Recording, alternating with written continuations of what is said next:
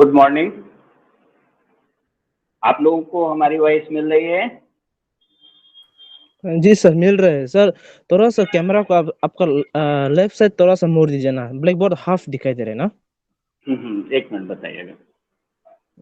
अब और सर थोड़ा सा, और थोड़ा सा। हाँ सर, अभी ठीक है सर, अभी क्लियर है। ठीक है। और किसी ठीक है को sir. Any problem? Any problem? Okay.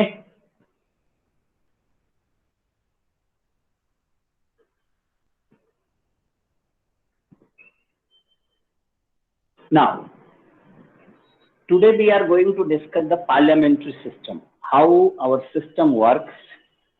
Yesterday I have discussed election process, powers, etc. of the president, vice president, prime minister, council of ministers, and etc. Today we are going to discuss parliament, parliamentary system, how parliament works, what are the role of the parliament, and how the parliamentarians govern this. So I think I have several times quoted that parliament has the three parts. One part is the president of India, second council of state, and third house of the people. President is integral part of the parliament. Without this, there is no meaning of the parliament.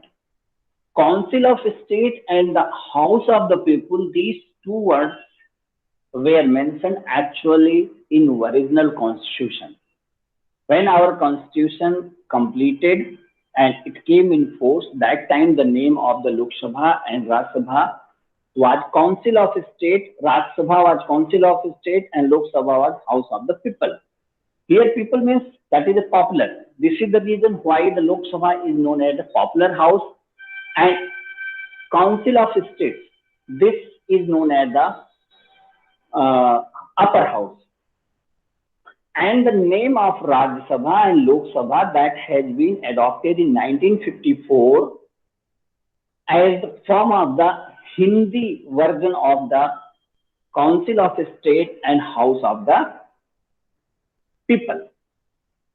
Now question is that under which article this is covered and under which part of the constitution these things have been mentioned in our constitution. It is mentioned under article 79 to 122. This is the article which covers parliamentary systems and mentioned in part 5th. That is the 5th part.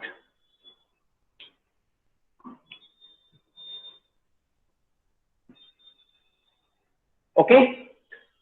Now question is that why we have not adopted the democratic system like USA?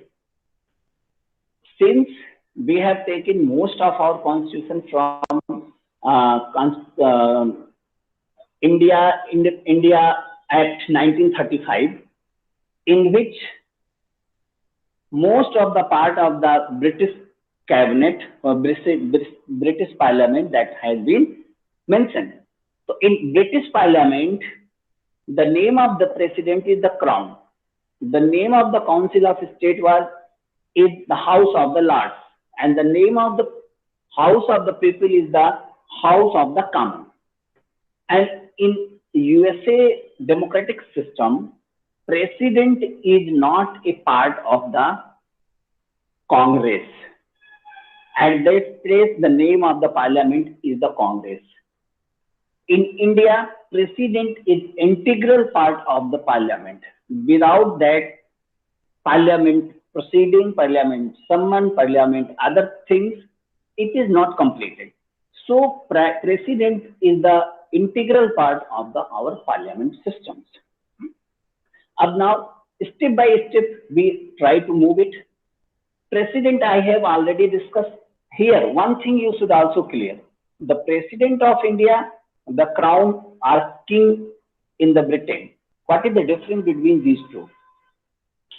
India has adopted republican system. Republican system means the head of the country comes by elections. it don't come by the heredity, by the you can say uh, son or daughter of anyone will be the uh, head of that particular. तो यहाँ पे क्या है कि जो राजा है उसका बेटा ही राजा बनेगा. भारत में इस सिस्टम को पहले था कि राजा का बेटा राजा होता था, लेकिन उसमें कुछ प्रॉब्लम्स आना शुरू हुई कि sometimes some people also became the king. They were not efficient, they had no policies, they had no thought, they were only enjoying the life. तो ये सिस्टम से भारत के लोग पहले से परेशान थे, इसलिए उन्होंने जब संविधान बनाने की कोशिश की तो उस समय उन्होंने सोचा कि हमें इस जगह पे किसी ऐसे व्यक्ति को लाना चाहिए जो चुन करके आए. तो भारत में रिपब्लिकन सिस्टम जब अडॉप्ट किया गया, it has been clearly mention that head of the state means head of the country should be elected. Up here, head of the country is the president of India, and you know that in India there is indirect election process of the president of India. So this is the biggest difference between the crown and between the president of the India. Council of State and House of the People, that is near about less or more equal to the House of the Lords and House of the Common. So we have already discussed appointment, qualifications, vacancies, powers, miscellaneous, etc. of the president. So now we are going to start the Rajya Sabha. What are its constituents? There are how many members in our Rajya Sabha? How they are elected? What are their tenures? What is the life of the Rajya Sabha? It is dissolved or it is not dissolved, etc. So, composition of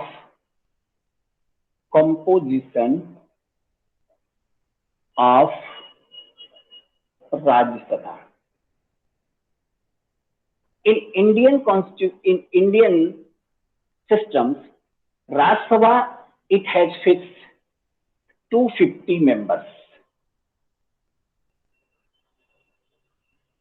Out of these 250 members, the composition was 229 members from states, 229 from states, 4 members from UT, and 12 members that was the nominated.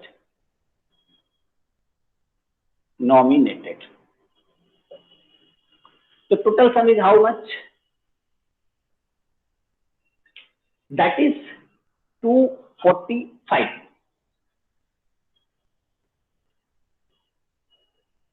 In actual, it was 238.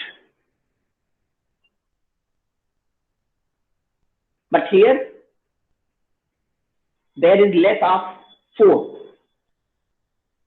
5. There is less of 5. So at present scenario, you will find the members which comes from the state, that is 229, 4 from UP, and this. So total present strength is 245 instead of 250. Okay. How these pupils are elected? What are the procedure? Representations, nomination systems, etc. So first of all, election process of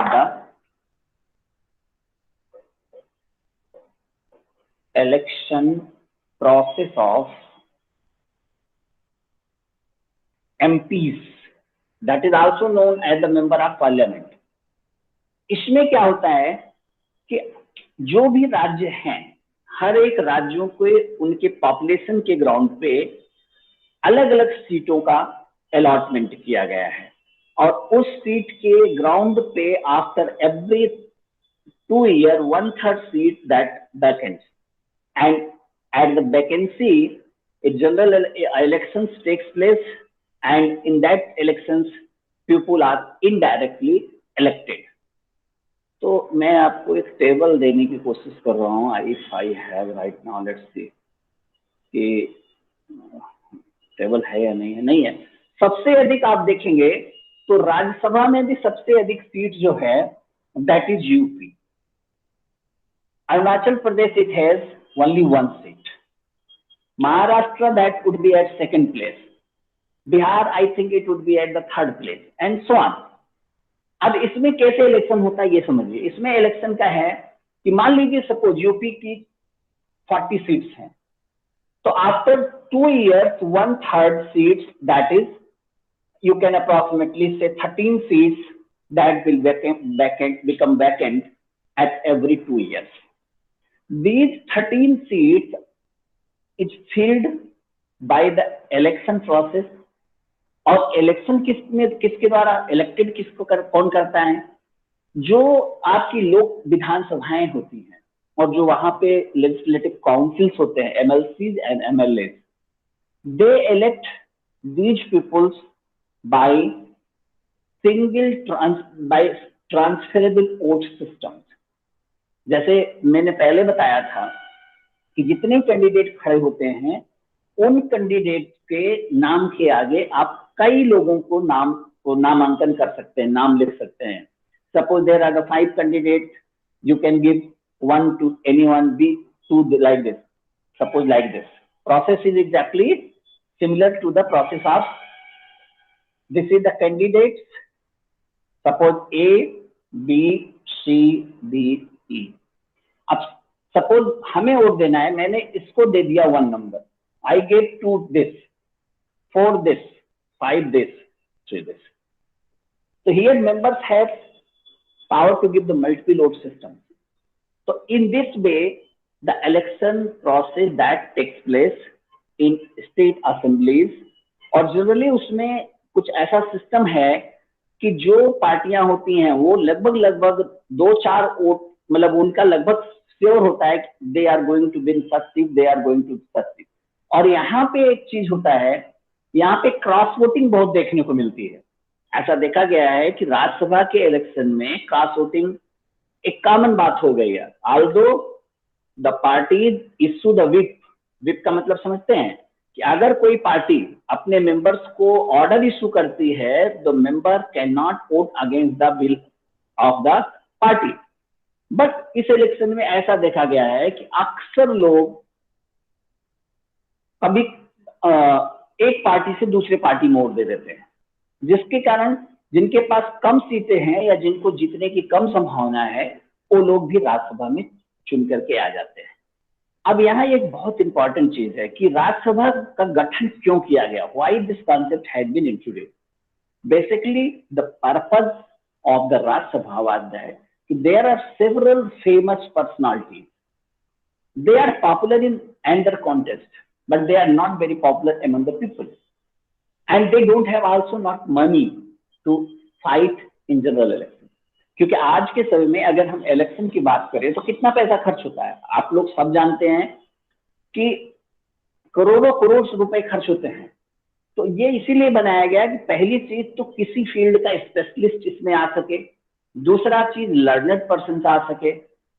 और जब ये लोग राज्यसभा में पहुंचेंगे तो जब कोई bill लाया जाएगा तो definitely they will give the right suggestion, they will give actual things during the discussion it will come, then government can make amendments, government can introduce the matters which they suggest। लेकिन आज के समय में क्या हो रहा है, राज्यसभा में कौन आ रहे हैं?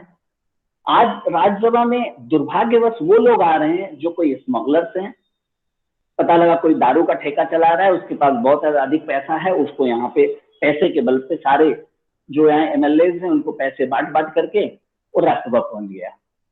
या कुछ ऐसे लोग आ रहे हैं जो डरा धमका करके वोट ले सकते हैं। The purpose of the Rajya Sabha is deteriorating, it is not improving.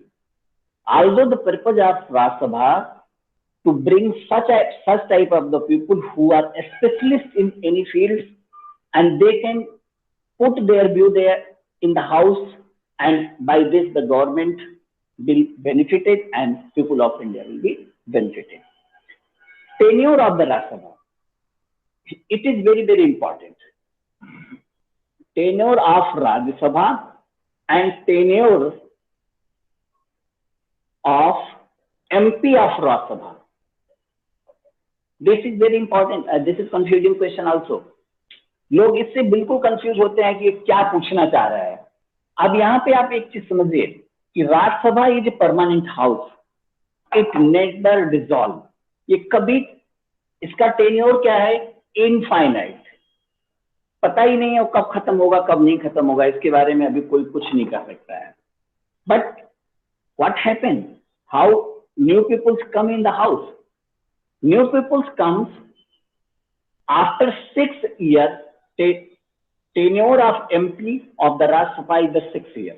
यहाँ एक चीज और आप ध्यान दे दें कि लोकसभा के मेंबर ऑफ पार्लियामेंटेरियन का जो कार्यकाल होता है, जो समय होता है, वो 5 साल का होता है, और राज्यसभा के मेंबर्स का जो कार्यकाल होता है वो 6 years का होता है। तो आफ्टर 6 year ही रिटायर, मतलब उनका टेन्योर खत्म हो जाता है। But he can again elected, फिर दोबारा वो चुन करके आ सकते हैं, फिर चुन करके आ सकते हैं। इस तरह से कोई रिस्ट्रिक्शन नहीं है, चाहे जितनी बार वो चुन करके आए। लेकिन अब यहाँ प्रोसेस है कि आफ्टर 2 years 1/3 मेंबर रिटायर्स। मान लीजिए 245 मेंबर्स हैं, तो ये आप समझिए कि around 80 to 83 members after every 2 years they retire, मतलब देयर टेन्योर की जो बात। और ये किस राज्यों से रिटायर हो रहे हैं उसका पहले से लिस्ट होती है कि मान लीजिए 10 vacancies in UP, 4 vacancy in Bihar, 3 vacancies in Maharashtra, suppose 1 vacancy in Arunachal Pradesh and etcetera. तो जिस स्टेट में ये वैकेंसीज क्लियर खाली होगी, उस स्टेट की स्टेट असेंबलीज में ये इलेक्शंस होंगे और उस इलेक्शन के द्वारा उन लोगों को चुना जाएगा। उसमें कुछ पुराने लोग भी आ सकते हैं, कुछ नए लोग भी आ सकते हैं। तो this is the procedure of the election of the Rajya Sabha. अब इसमें ये तो बात हो गई,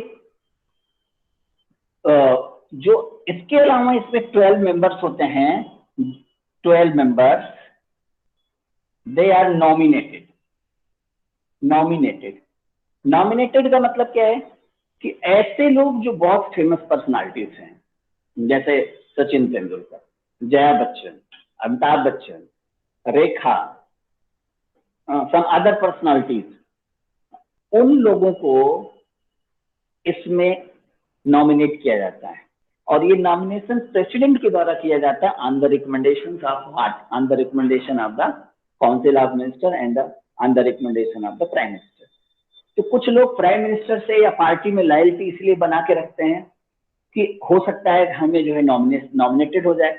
अभी last year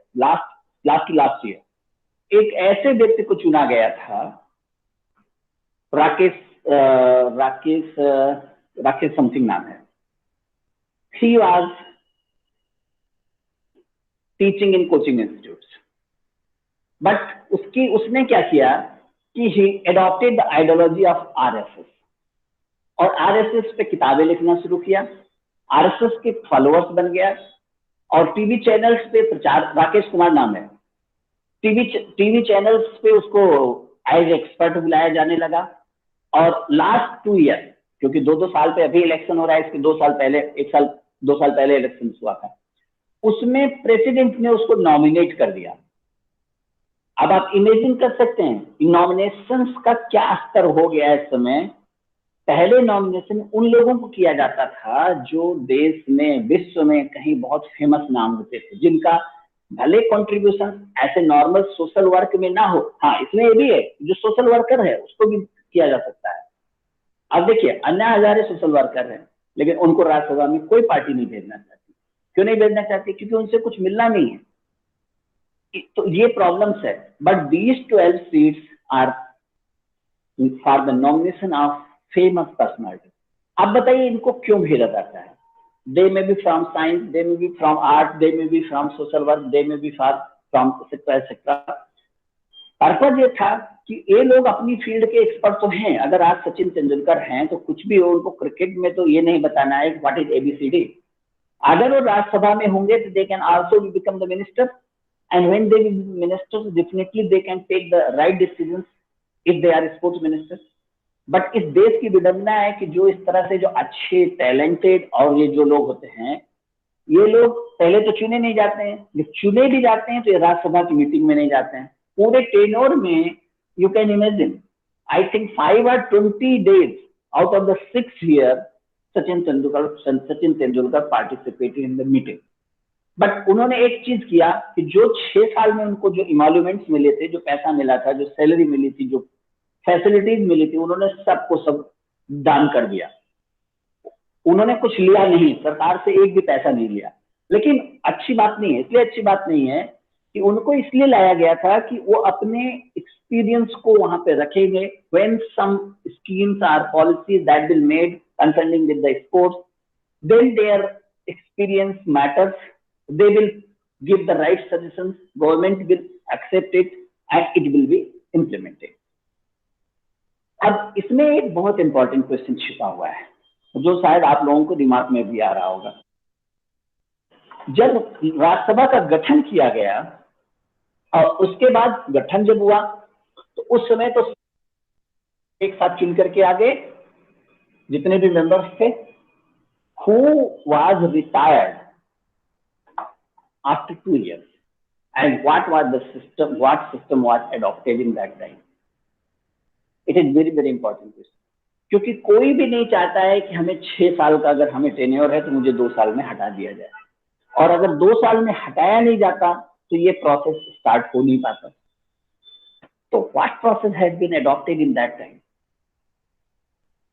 The process which has been adopted, that was a lottery system, कि जब 2 साल बीत गया तो लॉटरी निकाली गई और जिन जिन लोगों के नाम उस लॉटरी में आ गए उन लोगों का कार्यकाल खत्म हो गया। अब दोबारा उनका इलेक्शन हुआ, उसमें से कुछ लोग दोबारा चुन करके आ गए, कुछ लोग दोबारा चुन करके नहीं भी आ पाए, और इस तरह से first 2 years, then 4 years, then 6 years, the pattern has been adopted, and after 6 years, whole members that has been retired one time and the new members which are elected they come. तो इस तरह से Rajya Sabha continuous चलती रहती है। अब यहाँ पे हम लोकसभा के बारे में देखते हैं। Lok Sabha actual strength of the Lok Sabha is 552, which was sanctioned, which was mentioned in our constitution, in which 530 members from states, 530 plus 20 plus 2, 20 plus 2, that was 552. These 530 that were from states, these from union territories, and these Anglo-Indians. I don't know how many people know the definition of the Anglo-Indians. Anglo-Indians are those people which mother or father are the English, जिनके माता पिता अंग्रेज हैं, उसमें से कोई एक अगर है और वो भारत में रह रहा है, उसका जन्म भारत में हुआ है, तो that people are treated as Anglo Indian. जितने फर्नांडीज हैं, George Fernandes, Oscar Fernandes and etcetera, they are Anglo Indian. This is the reason why they easily reach in the house of the Rajya Sabha, because they have been nominated. तो यहाँ पे आज के समय में जो एक्चुअल स्ट्रेंथ है, actual strength is 545। Again 5 seat is vacant, or this 5 seat is vacant due to the non-availability of the members from union territories. तो आज 545 सीट्स हैं, और इसका अगर हम हाफ कर दें, इट इज अप्रोक्सीमेटली 273. तो for the formation of the government, simple majority is 273. A single party or any group like NDA, UPA or any other group, if it gets 273 or more than 273, that group or that party is entitled to make the government if president invites. ये important है। अगर president उसको invite ही नहीं करता है उस party को, और उस ग्रुप को तो सबसे लार्जेस्ट पार्टी हो करके भी वो नहीं बना पाएगी। आपने गोवा में देखा, आपने मणिपुर में देखा, आपने बहुत जगहों पे देखा जहां पे राज्यपाल ने सिंगल लार्जेस्ट पार्टी को बुलाया नहीं, सबसे बड़ी पार्टी को बुलाया नहीं, अपने सपोर्टर्स को बुलाया और जोड़ तोड़ कर सरकार बन गई। तो ऐसी प्रॉब्लम्स भी इंडियन कॉन्स्टिट्यूशन में देखने को मिलती है, but fortunately it is very good tradition that this has never happened in the center. Centre का अभी तक यही ट्रेडिशन है कि प्रेसिडेंट जो लार्जेस्ट पार्टी होती है उस सिंगल लार्जेस्ट पार्टी के नेता को इनवाइट करती है, उसके बाद वो अपने जो भी उसका पार्टनर्स होते हैं उनके साथ हो जाकर के अपना प्रपोजल देता है और शपथ लेता है, उसके बाद they prove the majority and after that government runs. In Lok Sabha how the election takes place, आप जानते हैं tenure of the Lok Sabha is 5 years, but इसमें कई प्रॉब्लम्स हैं। क्या क्या प्रॉब्लम्स हैं कि अगर प्राइम मिनिस्टर की डेथ हो जाए, who existing prime minister if died on the seat, then whole cabinet automatically dissolve, Lok Sabha dissolves, खत्म हो जाएगी, उसके बाद जनरल इलेक्शन कराना पड़ेगा। या मान लो प्राइम मिनिस्टर ने रिजाइन कर दिया, तो प्रेसिडेंट कोशिश करता है कि दूसरी सिंगल लार्जेस्ट पार्टी या कोई अल्टरनेटिव हो तो उस अल्टरनेटिव को एक्सप्लोर किया जाए। तो president try to give the invitation to other party if they are interested to form the government. Several times it has been seen. When BP Singh government formed, when Morarji Desai government falls, Chaudhary Charan Singh got the chance to form the government.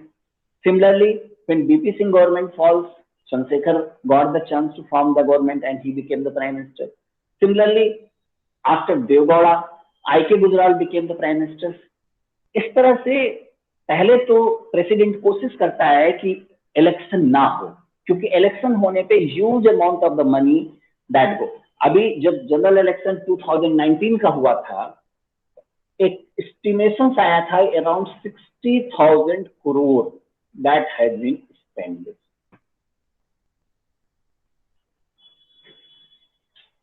इसमें that was included the government expenses along with the private expenses. अब आपको अगर लोकसभा का election लड़ना है तो पहले तो आपको क्या क्या होना चाहिए, जो बेसिक क्राइटेरिया है वो तो आप देख लीजिए। Basic criteria is that what he should be the citizen of India and he must have attend the age of 25. This is the basic criteria. He should be citizen of India and citizen any types and must have obtained the age of 25 for the Lok Sabha.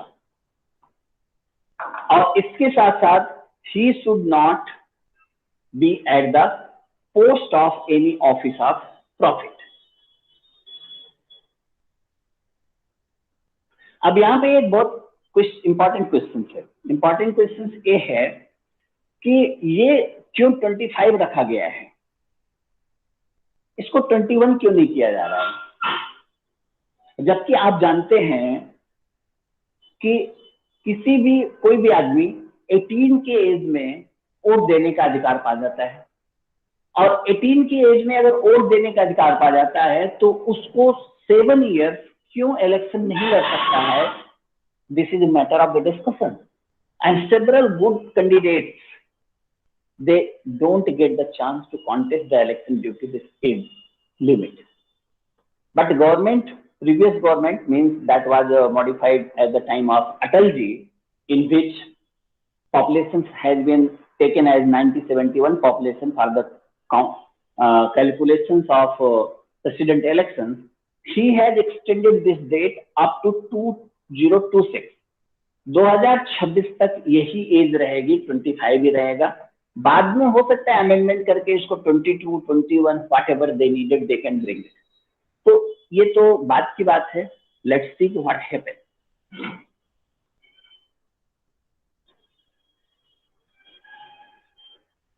अच्छा, मैं duration के बारे में बात कर रहा था। 5 साल तो ड्यूरेशन नॉर्मली है ही। अब इलेक्शन की प्रैक्टिकल हर्डल्स क्या है उसको समझिए। ये तो सब कॉन्स्टिट्यूशनल है, लेकिन एक्चुअल में क्या होता है लाइफ में, इसको जरा समझिए। एक्चुअल में सबसे बड़ी है कि एक तो national party, regional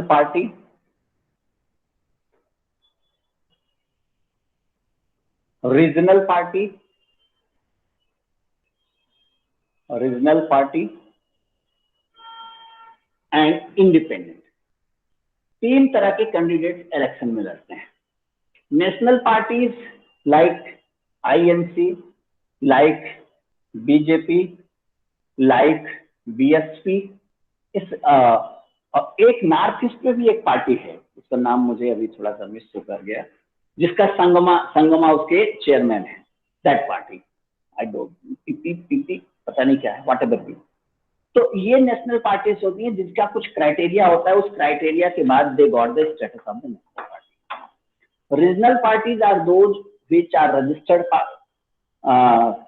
party in the election commission, and they have reach of 1 or 2 states. Here 4 or 5 states reach is mandatory, voting percent is mandatory, number of MLAs and MPs is mandatory, etc.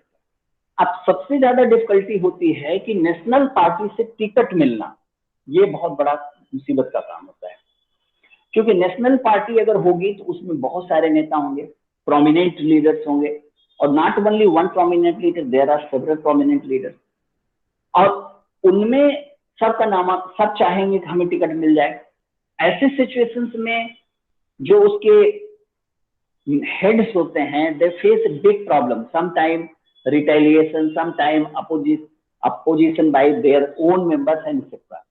लेकिन seat तो एक ही आदमी को मिलनी है, ticket तो एक आदमी को मिलना है। तो सबसे पहले टिकट लेने के लिए बहुत बड़े बड़े बिजनेसमैन, बहुत बड़े बड़े पूंजीपति, गुंडे, बदमाश, लफंगे, जो अपने को कुछ समझते हैं, सब दिल्ली में आके धरना दे बैठे रहते हैं, सब पार्टी कार्यालय की लॉन में बैठ करके भगवान से मनाते रहते हैं, जुगाड़ लगाते रहते हैं कि हमें किसी तरह टिकट मिल जाए। और टिकट लेने के लिए भी सब जो पार्टियां होती हैं बहुत सारी क्राइटेरिया चेक करती हैं, आप कितने समय से एक्टिव हो, नॉमिनेशन आप कब से इसके एक्टिव मेंबर्स हो, how much do you have money, how much are you popular, etcetera.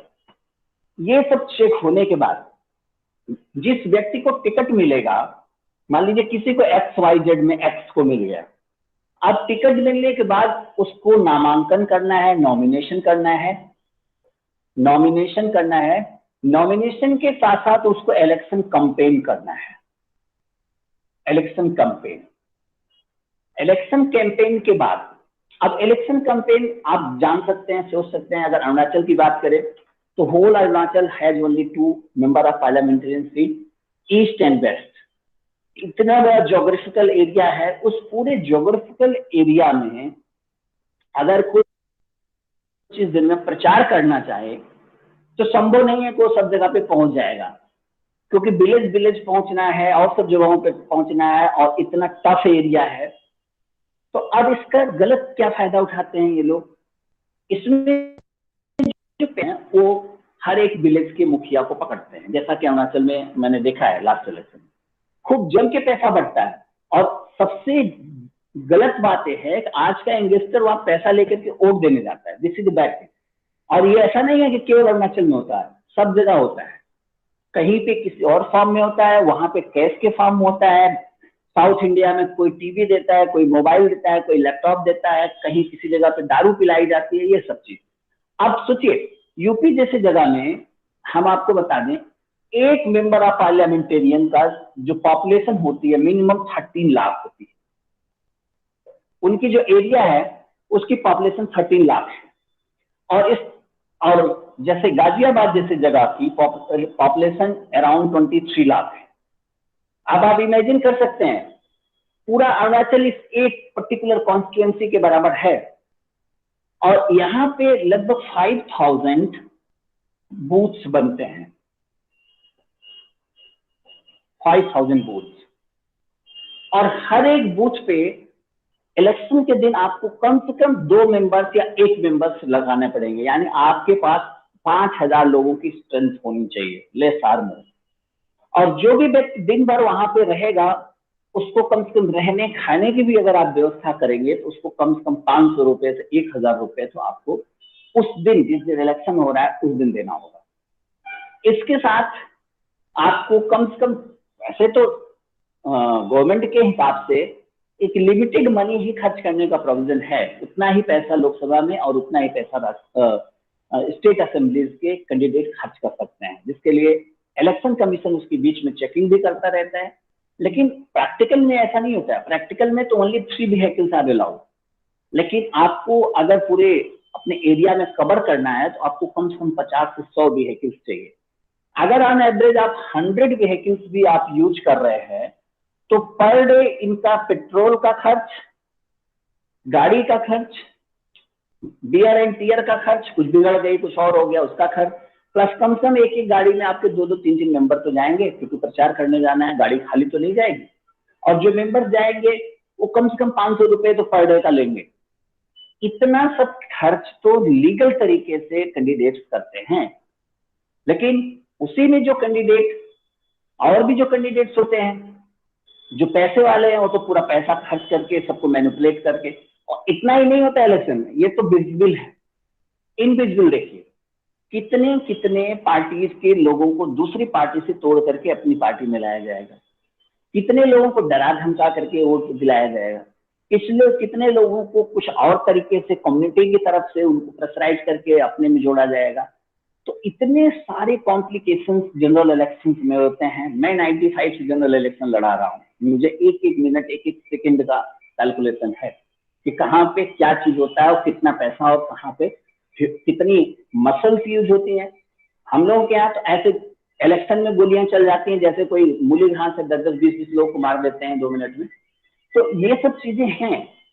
यही रीजन है कि जो सही व्यक्ति है, जो टैलेंटेड व्यक्ति है, जिसके पास अपना विजन है, who want to do something for the society, they rare to rare reach in the Lok Sabha election.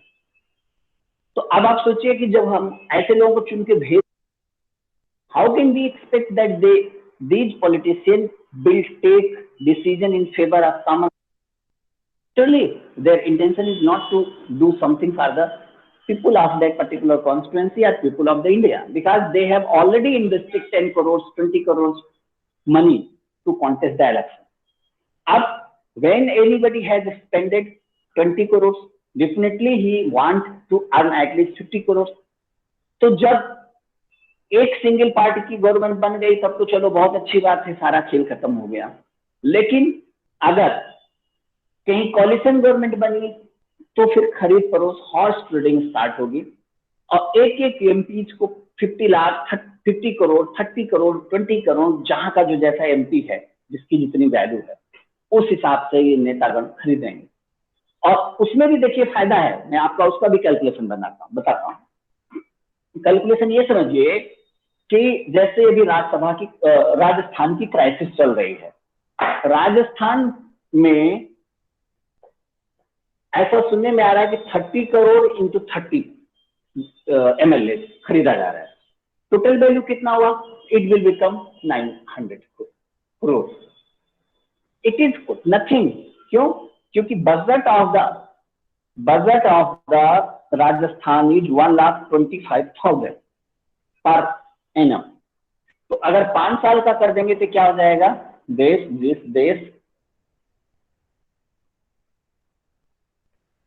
6,25,000 crore. सरकारें क्यों लोग बनाने और बिगाड़ने के लिए बेताब हैं, परेशान हैं? वाई? यही रीजन है कि अगर 900 करोड़ रुपए को खर्च करके 6,25,000 करोड़ पर कब्जा करने को मिल जाए और इसमें ईमानदारी से भी कमाएंगे तो ये 50-60 हजार करोड़ तो कमा ही लेंगे ईमानदारी के साथ साथ। तो what happen?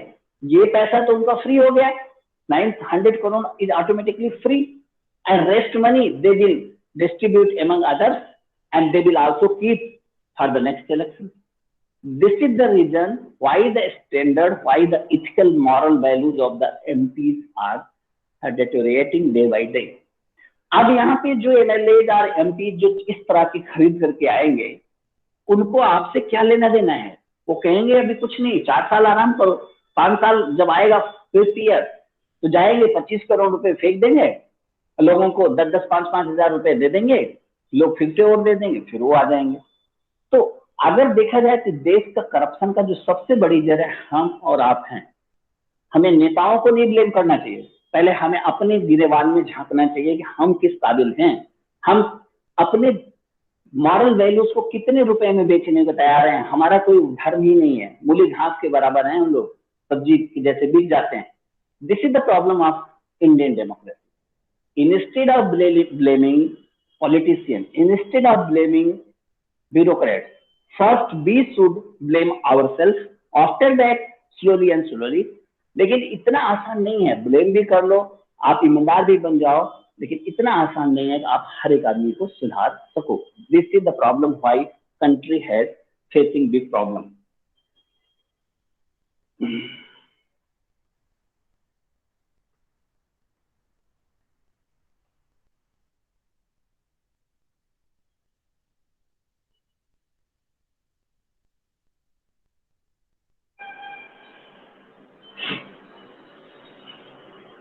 Disqualification of the members of the Lok Sabha और राज्यसभा। 2-3 चीजें होती हैं कि अगर पता लगा कि कोई गलत तरीके से इलेक्शन चुन करके आया है, रिगिंग करके आया है, या कैप्चरिंग करके आया है, या कोई और रॉन्ग मेथड यूज किया है, तो जनरली जो हारता है वो कोर्ट भाग के जाता है। कोर्ट उसकी सुनवाई करता है हाई कोर्ट में, और if it found that the charges are correct, investigations also prove that charges are correct, then court gives the order to the speaker to quash their seats। दूसरा, second point, he can resign।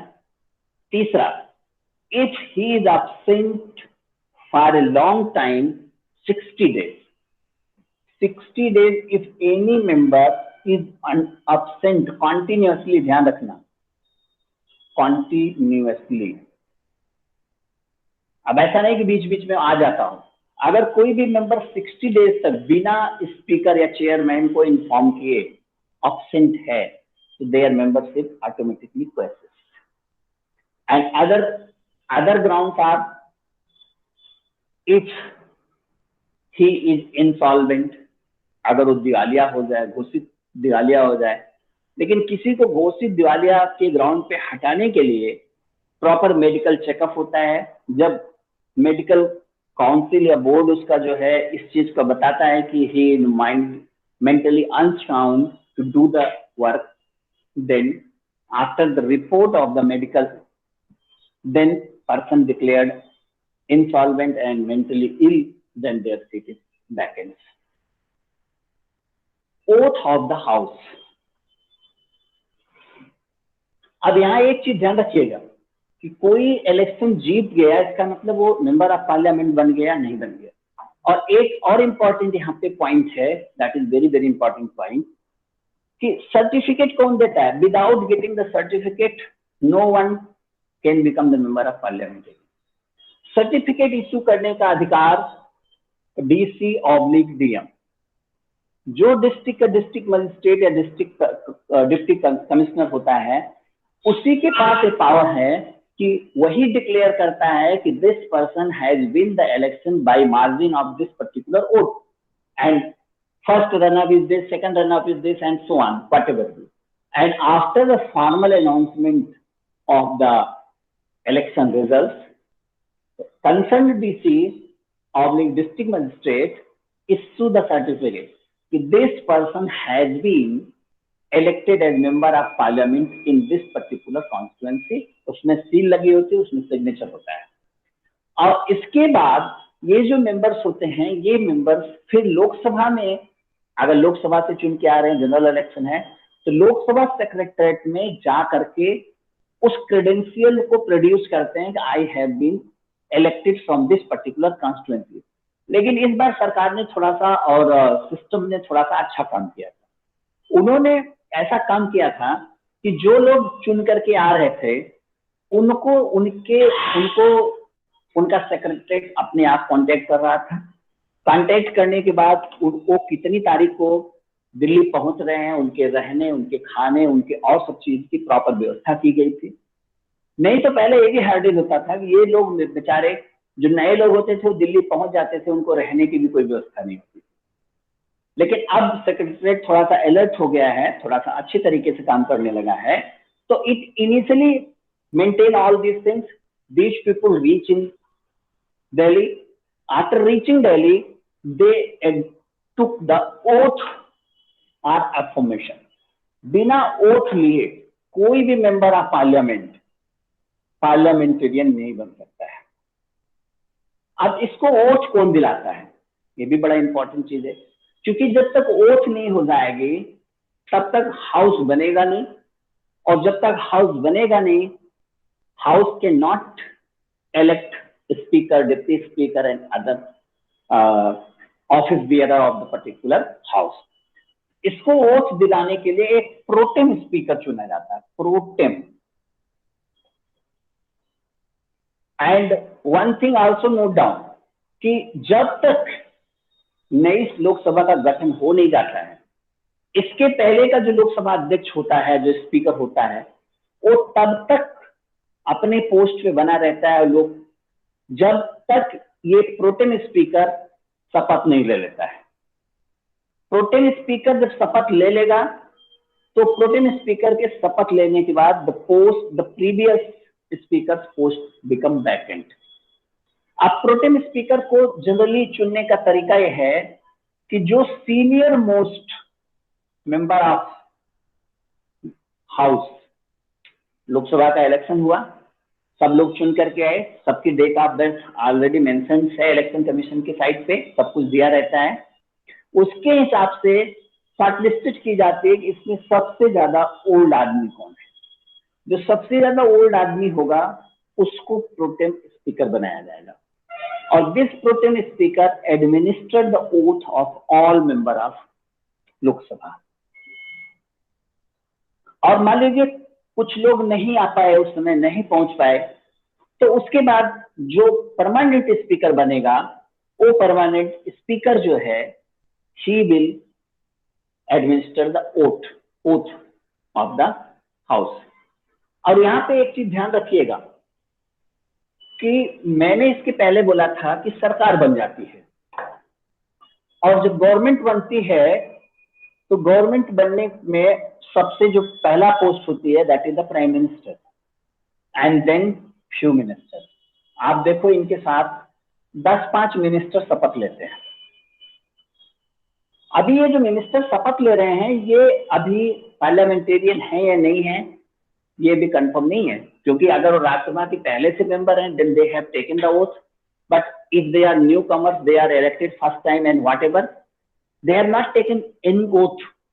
तो यहाँ पे जो oath लेते हैं they took the oath of the government, और जो वहां पे ओथ लेते हैं उनको वहां भी ओथ लेना है। मतलब there is double oath system of any minister, one oath as a member of parliamentarian and one oath as a form of the minister.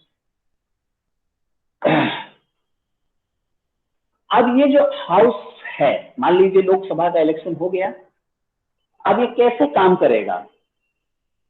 Speaker of Lok Sabha, speaker of the Lok Sabha. Naturally अगर किसी system को आपको चलाना है तो कोई ना कोई ऑफिसर्स को या किसी न किसी बॉडी को अपॉइंट करना पड़ेगा। तो सबसे पहले after taking the oath before the protem speaker, members elect speaker. और जनरली ये देखा जाता है कि स्पीकर जो है वो जो पार्टी लीड कर रही है, लीडिंग पार्टी का ही नेता होता है। Leading party are their partners. जैसे आज के समय में हु इज द स्पीकर, इसके पहले तो जो भी लीडिंग पार्टी होगी वो कोशिश करेगी कि अपने आदमी को स्पीकर बनाए। इसके पीछे भी एक बहुत हिडन फिलॉसफी होती है। क्या फिलॉसफी होती है? कि अगर किसी दूसरी पार्टी का नेता दूसरी पार्टी का मेंबर अगर स्पीकर बन गया तो speaker has whole sole power to take decisions inside the Lok Sabha. किसी की सदस्यता भी खत्म करना है अगर एंटी डिफेक्शन लॉ के अंतर्गत, तो whole power is in hand of the speaker. Speaker has power to suspend the members due to the bad behaviour और इनडिसिप्लिन एंड एक्सेट्रा। स्पीकर के पास पावर है कि सारे सिस्टम को चलाने का।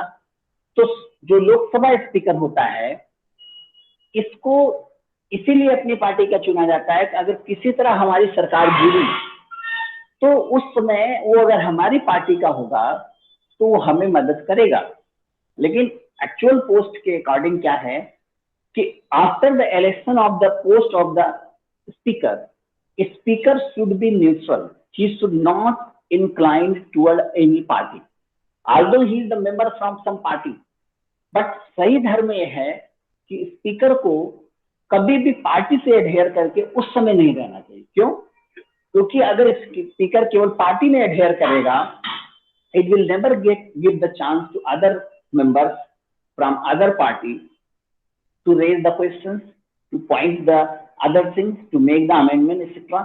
इसलिए उसको न्यूट्रल होके करना चाहिए। लेकिन एक्चुअल में देखा जाए तो स्पीकर की पोस्ट भी डिस्प्यूटेड है। आप राजस्थान का एग्जांपल ले लीजिए।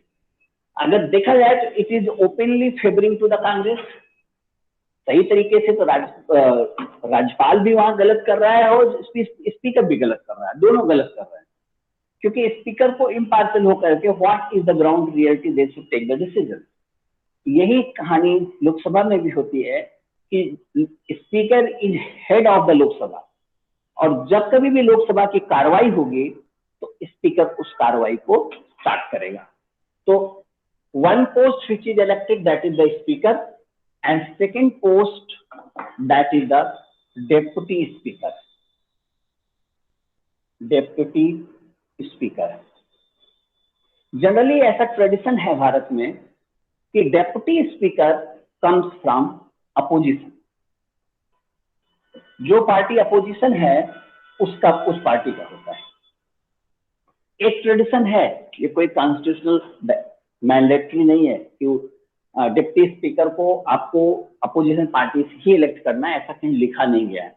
लेकिन सिस्टम को अच्छी तरह से चलाने के लिए ये पहले की गवर्नमेंटों ने एक ट्रेडिशन बनाया था कि अगर स्पीकर हमारी पार्टी का होगा तो डिप्टी स्पीकर दूसरी किसी पार्टी का होगा, जो कि सबसे बड़ी लार्जेस्ट पार्टी होगी या अपोजिशन होगा। अब यहाँ एक चीज और समझने की जरूरत है, अपोजिशन का दर्जा किसको मिलता है? अपोजिशन का दर्जा उस पार्टी को मिलता है which get 1/10 of the seat of the Lok Sabha. और आप देखिए लास्ट लोकसभा इलेक्शन में भी और इस लोकसभा इलेक्शन में भी कोई लीडर ऑफ अपोजिशन नहीं है, क्योंकि किसी को 55 सीट किसी एक पार्टी को मिली ही नहीं है। कांग्रेस को भी नहीं मिली है और जो छोटी मोटी पार्टियां उनको भी नहीं मिली है। तो this government has not given the opposition. अब लीडर ऑफ अपोजिशन का स्टेटस देने से फायदा क्या होता है कि there are several vacancies which is appointed with a committee in which prime minister, leader of house etcetera etcetera वो सारे मेंबर्स होते हैं। तो आप देखिए लोकपाल आज तक नहीं अपॉइंटमेंट हुआ, इसके लिए सुप्रीम कोर्ट की टिप्पणी भी करनी पड़ गई। सुप्रीम कोर्ट के सरकार ने ये प्रूफ दिया कि भाई कोई लीडर ऑफ अपोजिशन नहीं है, इसलिए हम इसको अपॉइंट नहीं कर पा रहे हैं। Then supreme court gives the verdict कि जो सबसे single largest party, second single largest party है, उसका जो लीडर है उसको आप लीडर ऑफ अपोजिशन मान लीजिए। वैसे ये एक अननेसेसरी बात है। आप देखिए दिल्ली सरकार में भी last time only 3 seats obtained by the BJP, but again Arvind Kejriwal gives the status of leader of opposition. तो ये अगर चाहें तो सरकार दे सकती है। नेहरू जी थे, नेहरू जी के समय में कोई भी अपोजिशन में था ही नहीं। अब नेहरू जी बहुत परेशान हुए कि ये कैसे हो सकता है, इसका मतलब जो मन पे आएगा सो हम करेंगे, वो गलत भी हो जाएगा सही भी हो जाएगा। तो उन्होंने अपने 2 मेंबर को रिजाइन कराया जो कि कांग्रेस की सीट पे थे। उन मेंबर को रिजाइन करा करके जो दूसरी आइडियोलॉजी के लोग थे उनको उस सीट पे जिताया और उनको जिताया इसलिए कि वो कम से कम हाउस में आएंगे। तो जब हाउस में आएंगे तो जो कुछ गलतियां हमसे होंगी या जो हमारी कोई भी और भी परेशानी होगी उसको हाईलाइट करेंगे, और जब उन चीजों को हाईलाइट किया जाएगा तो government gets the chance to improvement. हमेशा अपोजिशन की बात को सुनना चाहिए, लेकिन अब वही एक अपोजिशन, आज के जमाने में अपोजिशन का केवल मकसद हो गया है कि विरोध करना गलत तरीके से भी विरोध करना। That is not good. पहले जो अपोजिशन होता था दे अपोज कंस्ट्रक्टिवली, क्योंकि उनका पर्पज था कि जो पॉलिसीज में गलती होने जा रही है, जो चीजों में गड़बड़ होने जा रहा है उसको रेज करना। Now role, power and function of the speaker. First role of the speaker is to maintain order and decorum in the house for conducting its business and regulation. Second, he is the final interpreter of the provision of the constitution or the rule of procedures or conduct business of Lok Sabha. अगर मान लीजिए लोकसभा में किसी बात पे बहस हो रही है और उसमें दो पार्टी के लोग भिड़े पड़े हैं, तो अक्सर होता है अगर आप लोकसभा की कार्रवाई देखिए तो वो कहेगा ये रूल बुक में ये लिखा है, ये रूल बुक में लिखा होगा। तो इसका फाइनल इंटरप्रेटेड कब होगा? उनकी बात सही है, इनकी बात सही है, इस चीज को डिसाइड करने का अधिकार जो है स्पीकर को होता है। तो जब भी लोकसभा की कार्रवाई स्टार्ट होगी आप देखेंगे सबसे पहले इस तरह से हमारा सिस्टम बनाया गया है। जो हमारा लोकसभा हाउस है, यहाँ पे जाकर के लोकसभा स्पीकर बैठेंगे, और यहाँ पे राइट हैंड साइड जो है, ये जो यहाँ पे बीच में इस तरह का चेयर होता है जहाँ पे इनके secretary general and other officer, secretary general sit here, secretary general and other officer sit here. इस साइड में यहाँ पे prime minister, leader of house and etcetera, इस तरह से लगभग इस तरह से 50% या मोर देन 50% में आपकी लीडिंग पार्टी के मेंबर्स बैठेंगे। इधर लेफ्ट साइड में यहाँ पे लीडर ऑफ अपोजिशन एकदम प्राइम मिनिस्टर के सामने बैठेगा, एक दूसरे को लगातार देखते रहते हैं। तो leader of opposition, then other members and other member other. तो generally at 11 AM the proceeding of Lok Sabha start. तो as soon as the Lok Sabha proceeding start, जैसे ही यहाँ पे लोकसभा स्पीकर आके बैठेंगे या बैठेंगी, सबसे पहला काम होता है to check the quorum. Quorum is 1/10 of 545, यानी अप्रॉक्सीमेटली 55। अगर लोकसभा स्पीकर आके बैठ गए और देख रहे हैं कि लोकसभा की इस कार्रवाई में 55 लोग नहीं हैं, उससे कम लोग हैं, तो लोकसभा की कार्रवाई प्रोसीड ही नहीं हो पाएगी, because it is not completing the quorum. तो सबसे पहले 3 मेंबर की काउंटिंग होती है, उस मेंबर की काउंटिंग के बाद if it is satisfying the quorum then proceeding start. तो इस कोरम को मेंटेन करना, इनकी प्रोसीडिंग को चलाना, इनको कैसे लोगों को क्या इंस्ट्रक्शन देना, ये सारा का सारा काम स्पीकर का है। इसके अलावा he adjourn the house or suspend the meeting in absence of quorum। अगर उनको लगता है कि नहीं कोरम नहीं है, काउंटिंग होकर के आ गया और पता लगा कोरम नहीं है, तो मीटिंग को सस्पेंड कर सकते हैं या एडजर्न कर सकते हैं। एडजर्न करने का मतलब होता है कि कुछ मिनट के लिए, मान लीजिए स्पीकर कहता है कि quorum has not been completed, now meeting will start at 11:30, और स्पीकर उठ करके चला जाएगा। इसका मतलब the house has been adjourn up to the 11:30, it will again meet at 11:30। और उस समय एक पार्लियामेंट्री अफेयर्स मिनिस्टर्स होते हैं, पार्लियामेंट्री अफेयर मिनिस्टर्स। इनका काम ये पार्लियामेंट के अफेयर्स को देखना है, कार्रवाई को देखना, उसको चलाना, सुचारू रूप से मैनेज करना। तो ये क्या करेंगे, भागे भागे जाएंगे, कम से कम अपनी पार्टी के लोगों को पकड़ करके लेके आएंगे, उनको कहेंगे भाई एटलीस्ट आप तो बैठो, दूसरे लोग बैठे या ना बैठे, कम से कम आपको तो बैठना जरूरी है जिससे प्रोसीडिंग प्रोसीड हो सके। तो parliamentary affair minister are try to bring the people so that the quorum will complete, and after the completion of the quorum proceeding will start. इसके अलावा the work of the speaker is to preside the joint sitting of the Lok Sabha and Rajya Sabha. जब कभी भी किसी कारण deadlock हुआ, अब एक चीज यहाँ पे समझिएगा, डेडलॉक का मीनिंग क्या है। Deadlock is the situation when any bill is passed in one house but the bill is not passed in another house, or second house has suggested some amendment but first house is not ready to accept the amendment and there is conflict between the one house to another house. ऐसे situations में president has power to summon the joint sitting. But one thing you must be noted that there is no provision of joint sitting in the bill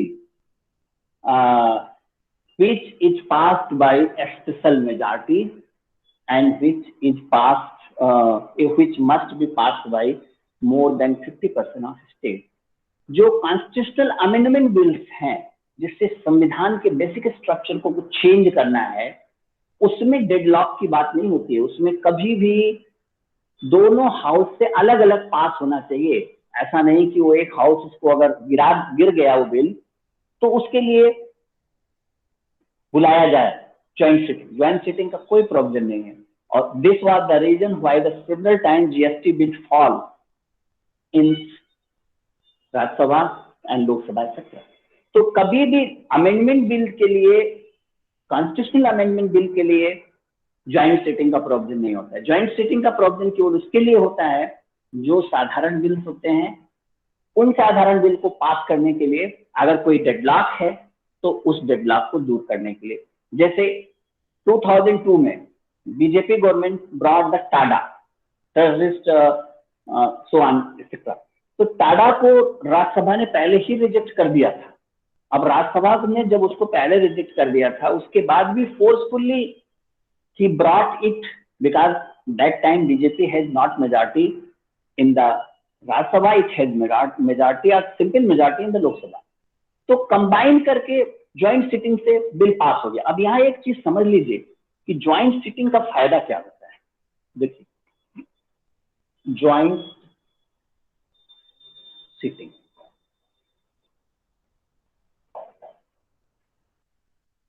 सभा में क्या है, this is Lok Sabha and this is Rajya Sabha. Lok Sabha and Rajya Sabha 45 members and here 245 members, 545 members.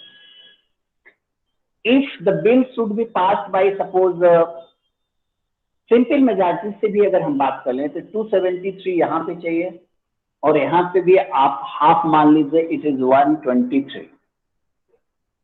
Then अब मान लीजिए लोकसभा में कोई भी बिल बहुत आराम से पास हो गया because the government has enough majority, it is around 330 with the help of NDA partners and etcetera. तो it can be pass by the simple majority, it can be pass by the special majority, there is no problem. In Rajya Sabha, suppose BJP has only 80 members, there is shortage of 40 members approximately।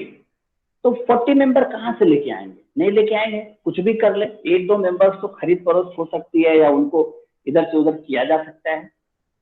अब अगर मान लो एक bill यहाँ पे pass हुआ and this bill is falls in the Rajya Sabha, then government या तो क्या करे, शांति से बैठ जाए, या तो कुछ एफर्ट करे या डिक्टेटरशिप करे।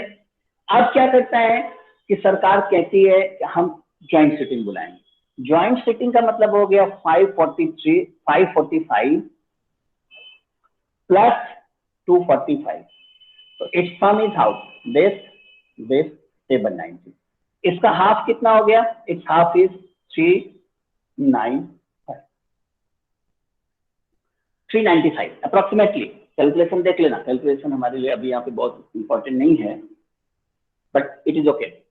अब देखिए, यहाँ पे मैंने आपको बताया कि बीजेपी है 330 मेंबर्स और हियर बीजेपी है 80 मेंबर्स। सेपरेटली पास करने की कोशिश किया, बिल फेल कर गया, गिर गया। लेकिन अगर ज्वाइंट सिटिंग हो गई तब क्या हो जाएगा, 330 प्लस 80 इट बिकम 410, और उनको जरूरत कितनी थी, 295 थी। तो by the joint sitting the bill is passed, और when bill is passed president will sign it, it will become the act. This is the benefit of calling up the joint sitting. इसीलिए सरकार joint sitting बुलाती है। और ये जब joint sitting बुलाई जाएगी तो as I have discuss earlier also, यहाँ पे ज्वाइंट सिटिंग का प्रिसाइड कौन करेगा, joint sitting is presided by the speaker, क्योंकि ज्वाइंट सिटिंग में स्पीकर भी है और राज्यसभा भी है।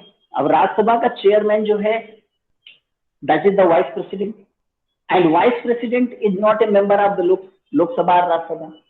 How can he sit in the proceeding, that is never possible. तो जो भी वाइस प्रेसिडेंट है वो इस प्रोसीडिंग में ज्वाइंट सिटिंग में बैठेगा नहीं।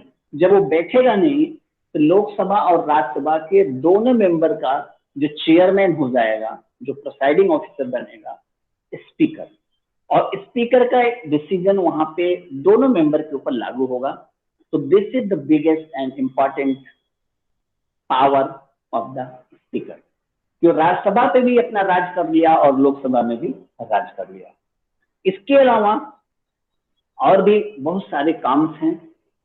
क्या क्या स्पीकर के काम है, to certified any bill as money by bill, to certify any bill as a money bill.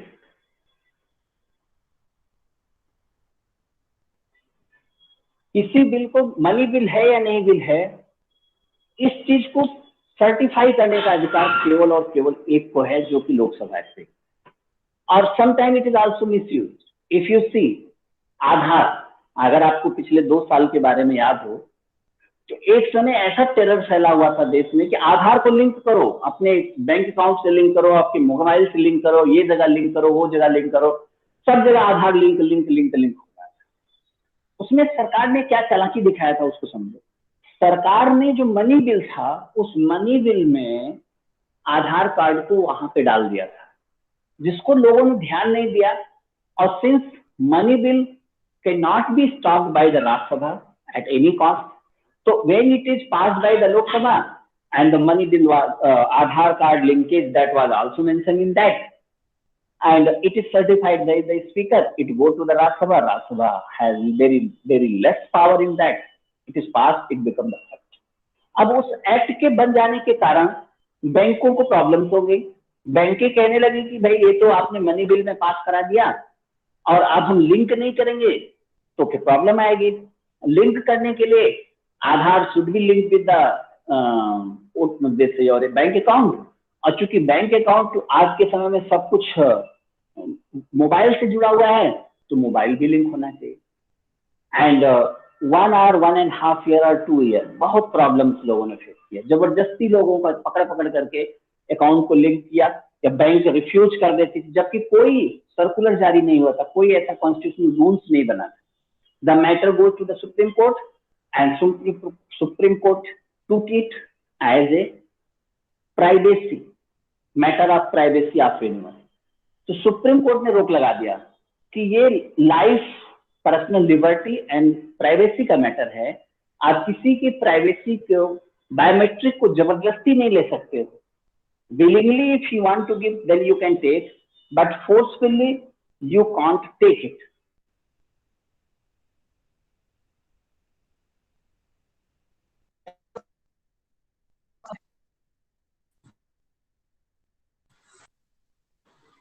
He also can allow the secret sitting of the house. Secret sitting of the house. Then he has enormous power. He has much power in anti-defection law. What is the anti-defection law? First, if this anti-defection law was brought by the Rajiv Gandhi government in 1986 or 87, by the US Something Constitutional Amendment Act, जिसमें कहा गया था कि अगर कोई भी member चोरी करके अगर आता है और किसी दूसरी पार्टी में चला जाता है तो उसकी सदस्यता खत्म हो जाएगी अगर उनकी संख्या 1/3 से कम है। यानी अगर मान लीजिए 90 मेंबर्स किसी भी पार्टी में चुन करके आए और इन्होंने पार्टी को स्प्लिट कर दिया और मान लीजिए 25 मेंबर्स जाकर दूसरी किसी पार्टी में जाते तो